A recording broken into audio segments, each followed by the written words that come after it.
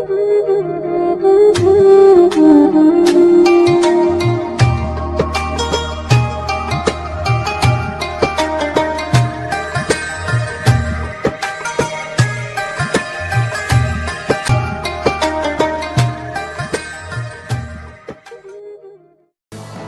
News में खबरुनि update जो सिलसिलो जारी है। खबर शामिल कयूं पिया जाम शुरू खां।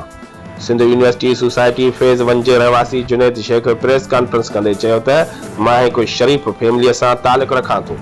मां कार शोरूम जो कमु कंदो आहियां। असांजे मुखालफ़नि मुंहिंजे कारोबार खे धकु रसण लाइ मुंहिंजे मथां कूड़ो मंशा जो केस करायो, जॾहिं त कोर्ट सॻोरी उन कूड़े केस मां मूंखे बाइज़त बरी कयो, जंहिंजो आर्डर मूं वटि मौजूदु आहे। आउं कसम ऐं साख सां चवां थो त मुंहिंजो मंशात फरोशीअ सां कंहिं बि क़िस्म जो को वास्तो न आहे। जुनैद शेख वधीक ॻाल्हाईंदे चयो त कोटड़ी ऐं जाम शोरे जा चंद नाम निहाद साफ़ी ऐं पुलिस वारा मूंखे ऐं मुंहिंजे घर वारनि खे ब्लैकमेल करे रहिया आहिनि ऐं मां समूरनि वस वारनि इदारनि खे अपील थो करियां त खुदारा मूंसां इंसाफ़ कयो वञे, न त ॿी सूरत में मां प्रेस क्लब अॻियां पाण खे बाहि ॾेई साड़े छॾींदुसि।